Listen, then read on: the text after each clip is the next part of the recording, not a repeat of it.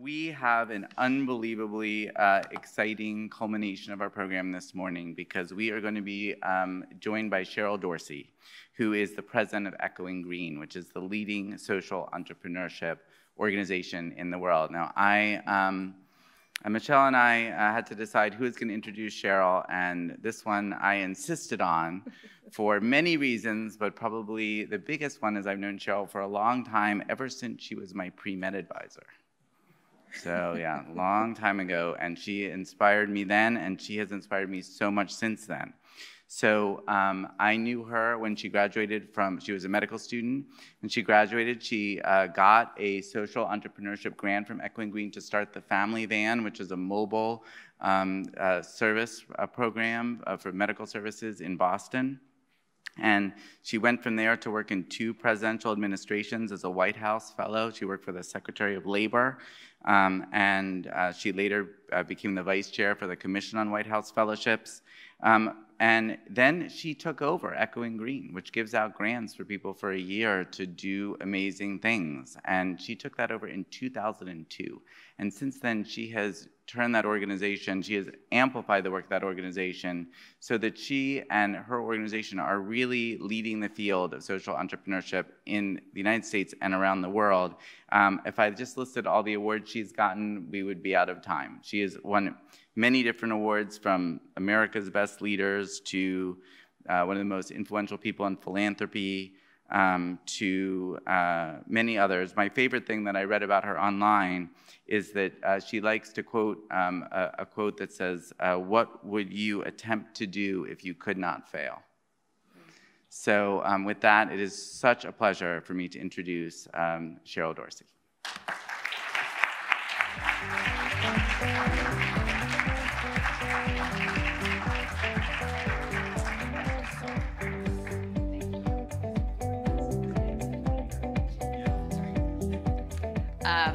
Good afternoon, or I guess good morning. We're in that in-between stage. And congrats to the winners of the challenge. I was backstage. That's amazing. I love these things, and it's always heartbreaking because you all put in so much work and you work so hard, and then when there's only sort of one opportunity to make an investment, it always feels like such a letdown. So the fact that you all are receiving this investment, that's the way you do it. So congratulations, and I'll look forward to, I got to hear the 2 last pitches, but we'll look forward to hearing the other 3 that I missed. So glad to be here with you all. I want to thank both Josh and Michelle. As Josh mentioned, I've known him forever. I still think of him as a kid. I mean, when he was an undergrad and I at Leverett House at Harvard College, as he mentioned, I was his pre-med tutor, and I remember the many meals in the dining hall with marginal food, to say the best, like looking at this young man who was interested in a medical career and just sort of see his trajectory. It's such a reminder of where you all are now, the value of investing in human capital and talent for the public good. So it's just so wonderful to be with him. And I must say, I'm particularly excited because through Josh, I got to meet his colleague, Michelle, who is just an absolute remarkable leader in public health and management and leadership. And I'm really looking forward to building my relationship with Michelle as well and the Bloomberg American Health Initiative, because I think what you all are a part of is really quite remarkable. And more importantly, I think in years to come will be transformative for the public health sector in this country. So again, I'm grateful to be here with you all. And in fact, I want to start with that word grateful, gratitude. And that's the word that really just kept coming up for me over and over as I was thinking about my remarks to the Bloomberg Fellows. And I think there were a couple of reasons. So I think we're at the beginning of the holiday season. So just sort of reminding what's important, family, friends, the work that we do in the world. Secondly, I realized that I was going to be sitting in front of a group of public health experts, and you think about evidence and research, and I was sort of reviewing the work of gratitude and positive psychology researchers like Seligman and McCullough and Emmons, who sort of really connected the power of gratitude to really increase individual well-being. But most important, I have to say, I was quite nostalgic, sort of taking the train down this morning from New York, not only because it was a wonderful opportunity to revisit my relationship with Josh, but also to put myself in the chair of you now as Bloomberg Fellows, because about 30 years ago, I was completing my master's in public policy from the Kennedy School, and the only reason I was able to do that was because I got a full scholarship to engage in that academic work. And it literally, that opportunity helped me turn my passion into my purpose and really set me up to develop a professional action plan that has really led me to where I am today, to have me standing in front of you today. So that the trajectory that you're on, I think is something incredibly exciting. And, 30 years from now, I think, we'll all be asking, what is that SROI? That social return on investment. What's that going to look like for each of you as a Bloomberg Fellow? More importantly, as a solutionist for the public good. So if you'll indulge me, I would say that my professional opinion, as well as a gentle suggestion, is that you each start to think about this investment thesis, again, this investment in you as a public health leader in this country along 3 different dimensions. And I'm going to walk through each of these 3. So what does it mean for each of you as a leader, as a public health leader? Number 2, how do you think about this investment in you through an organizational perspective? I think it's so wonderful that your organizational leads are here with you as part of this conference. And then 3rd, how do you think about this investment in you in the years to come at a systems level? So let's walk through each of those in kind. So, I was sort of looking at the website about the Bloomberg American Health Initiative, and it was really quite explicit, the language on the website, about what this initiative is looking for, what type of leader it wants to unleash across this country. And it was very particular. They're looking to you all as next generation change agents. And, as Josh mentioned, the organization that I run, Echoing Green, is all about identifying and supporting change agents that we call social entrepreneurs. So social entrepreneurs definitionally are incredibly passionate and relentless, transformative social change leaders whose innovative ideas disrupt the status quo to such an extent that their work does a number of things. So one is this work really roots out and attacks underlying structural causes and inequities. Number 2, this kind of social change work leads to dramatic, not incremental changes in a system's performance. 3rd, the work of social entrepreneurs is fundamentally really about shifting paradigms. And 4th, the work of social entrepreneurs is really about driving change at scale. So really, what does that really look like in practice? So I figured it might be interesting for me to share a couple of examples of Echoing Green Fellows, social entrepreneurs, whose work really typifies these avenues, these types of social change approaches. And I think it'll be instructive just to show you what that narrative looks like for each. So first, in fact, Johns Hopkins owns Sarah Heminger and her organization Thread, working right here in Baltimore, I think is a really great example of attacking underlying structural inequities. So Sarah, while she was a grad student at Hopkins, saw that many of the kids growing up in this city in concentrated poverty needed more than just improved financial resources or higher quality classrooms. In fact, they needed the unwavering support and deep interpersonal bonds that most of us traditionally derive from our families. So through the work of Thread, Sarah set out to fundamentally change the way we conceive of the word family.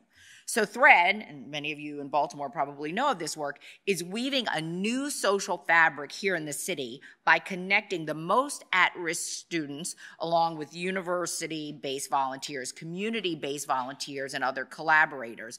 And by radically, and I would say permanently, reconfiguring the social support structure of all those involved in Thread, it's really breaking cycles of criminal justice involvement, poor educational and economic outcomes, and replacing it with a new cycle of educational attainment, service, and social well-being, about, again, attacking underlying structural inequities.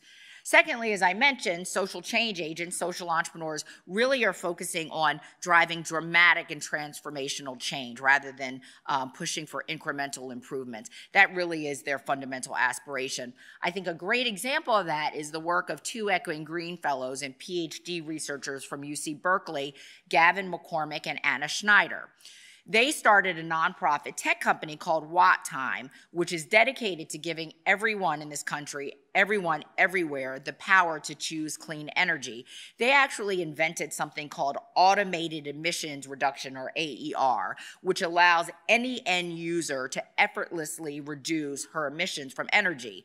So Watt Time is actually now poised to eliminate all CO2 emissions from the California energy storage industry as a result of a 2017 ruling from the California Public Utilities Commission. They actually, in the past year or so, announced that Watt Time's AER technology is going to be required for all energy storage facilities across the state. So again, sort of a step function moving from incremental to dramatic. Third, social change agents shift paradigms. I particularly like this example. I was a historian of science in college and spent a lot of time reading the work of Thomas Kuhn, who wrote about the structure of scientific revolutions. And there was this fundamental insight that it was really about paradigm shifts, how we actually think about problems and the norms and standard operating procedures in how we do our work in a particular field. And I think a great example of shifting paradigms is illustrated through the work of one of our social entrepreneurs, Katya Fell-Smith, actually a serial social entrepreneur who most recently founded an organization called the Full Frame Initiative. Now, FFI, Full Frame Initiative, partners with organizations, systems, and communities to adopt a fundamentally new way of understanding violence, poverty, trauma, and oppression in a way that leads to better outcomes. So Katya and her team are actually working with a couple of government agencies in the states of Massachusetts and Missouri to fundamentally shift the way these agencies focus on not focusing on individual problems, but to fostering well-being, moving from an individualistic piecemeal approach to working with clients and their issues to a holistic approach to well-being, understanding that well-being, meaning the needs and experiences that are essential for health and hope, are essential and critical to driving better client outcomes. Last but not least, social entrepreneurs are all about scale. They drive change at scale. And I think a great example of that has already been achieved by two Echoing Green Fellows, Morgan Dixon and Vanessa Garrison. They are co-founders of a wonderful nonprofit organization, public health organization called Girl Trek.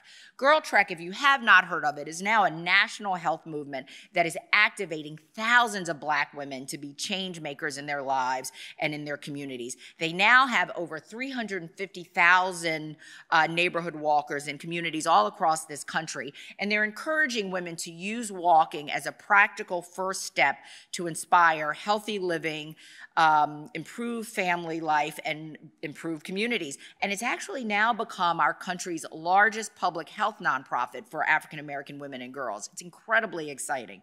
So I think as you think about your individual leadership trajectory, keeping in mind how social innovators, how solutionists think about their work to drive transformative change, I hope you'll keep these and other examples in the back of your mind. And I do think it's incredibly important that as you all graduate and return to your organizations, your next step will not necessarily being as social entrepreneurs, but I also think a wonderful, wonderful opportunity for each of you to be intrapreneurs, right? So you're learning all of this wonderful knowledge, gaining expertise. And the key for you all in the next year, at least, when you go back to your organization, is how do you put these new skills to work and how do you help propel your organizations forward? And I deeply believe that you have a responsibility to help your organizations become even more high-impact social change organizations. The work of these organizations, just as you well know already, does not happen in a vacuum. You are part of broader social movements. You're part of a broader field. You're in the business of not just transforming other nonprofits around you, but also how do you think about nudging government? How do you think about nudging business? How do you actually fundamentally shift the way the world thinks about and acts on the problems that you care deeply about. And I think we already have a lot of knowledge about what some of the best practices are, some of the high impact practices look like for high-performing social change organizations. A lot of this work has come from actually 2 Echoing Green alumni who wrote a really incredible book. And if you haven't read it, I would suggest maybe you get it for your bookshelf. It's become a resource for me, and I come back to it time and time again. It's called Forces for Good, and it was written by 2 terrific social entrepreneurs, Leslie Crutchfield and Heather McLeod Grant. And it really looked at a number of high-impact, high-achieving social impact organizations, from Teach for America to City Year to others, and really distilled 6 practices that high-impact nonprofits use to achieve outsized, if not extraordinary, impact. So what are these practices? And I think all of you, as both Bloomberg Fellows and, again, the leaders of the organizations with whom you work, can keep this sort of in your back pocket to think about sort of the ongoing audit you do to make sure your organization is achieving and geared towards impact. So one, I think we all recognize that the work that we do requires collaboration across sector. And to sort of scale your impact, we all must recognize that we've got to work with government and advocate for policy change. For many of us, that really is the scale proposition. So I think that's one practice that I think we're all familiar with.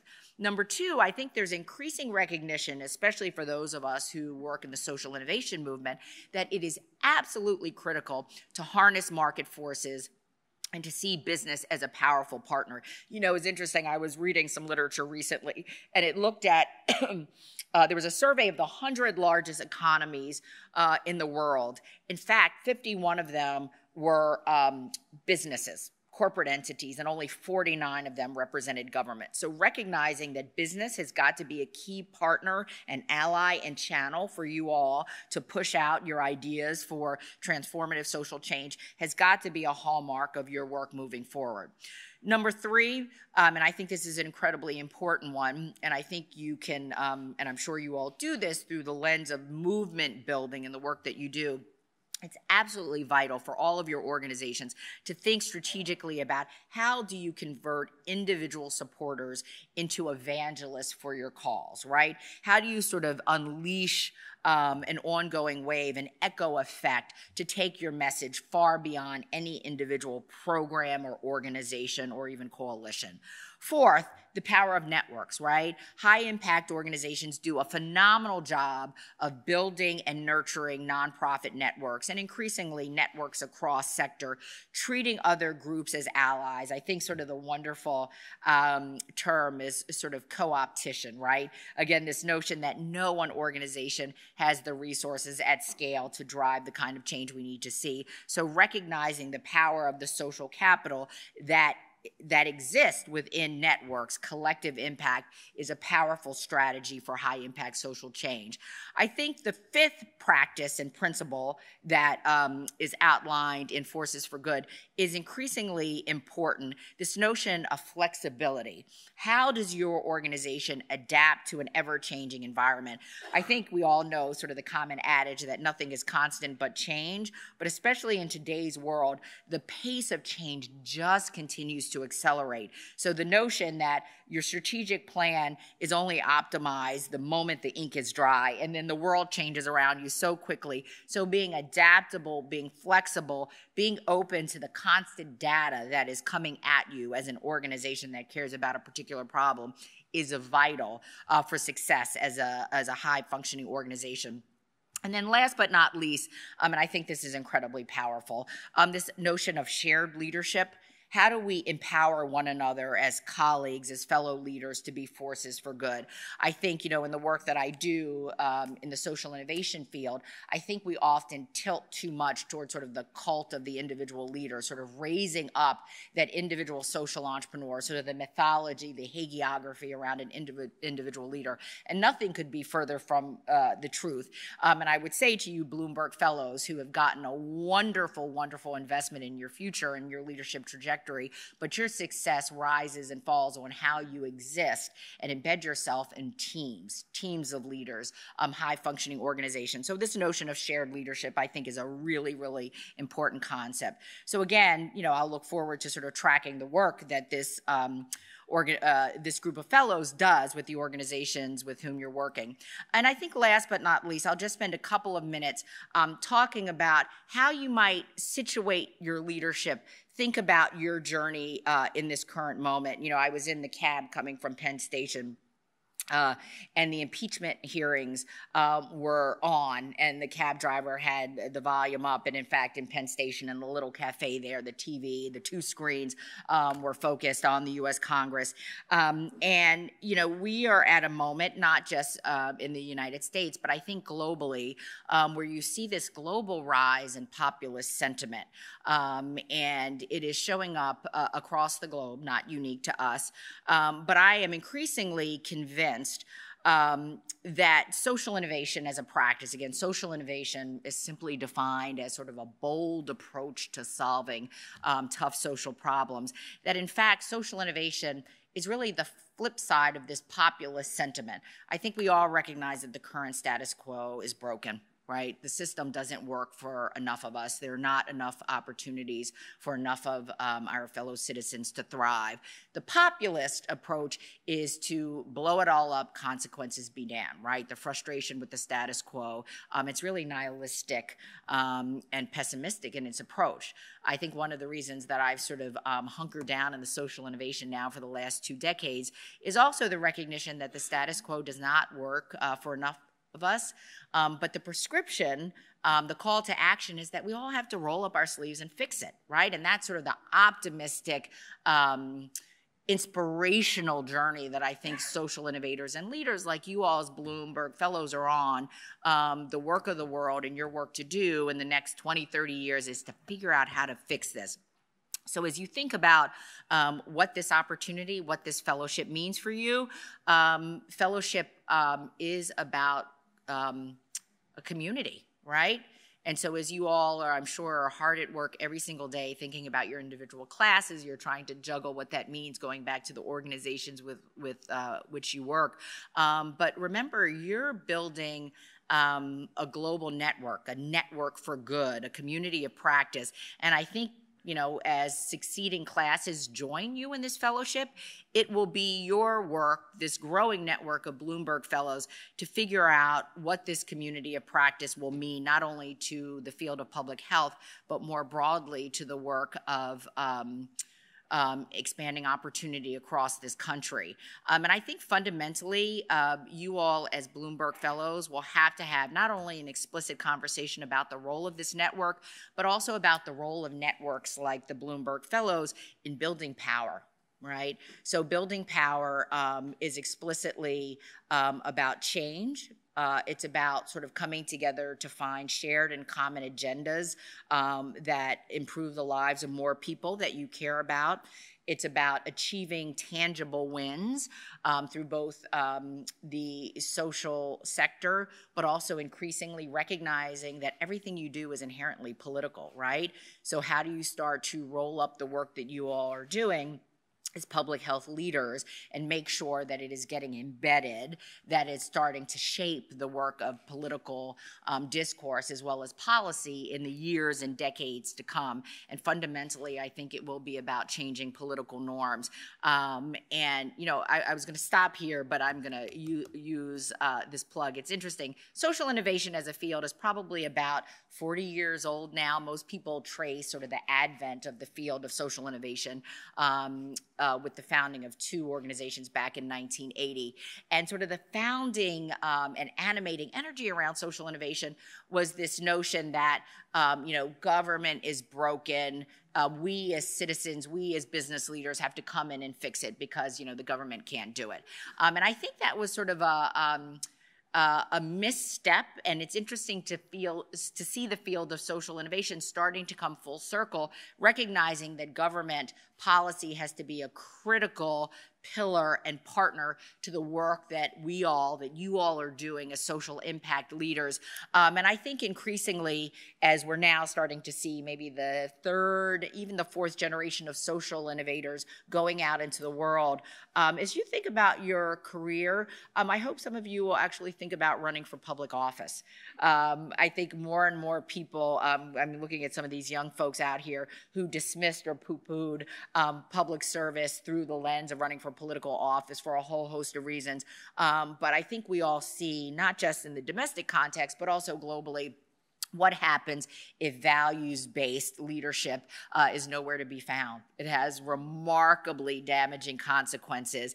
And I think what you will learn through your journeys as early-stage public health leaders through the organizations you have the privilege to work with is such a testing ground for how you think about your own leadership journey, what it means to be beholden and caring about a group of stakeholders in addition to your constituents, and what it means to forge consensus around ideas that work. So again, I hadn't meant to say that, but again, I was sort of watching the hearings and recognizing that I've spent the last 20 years working with a particular type of social impact leader.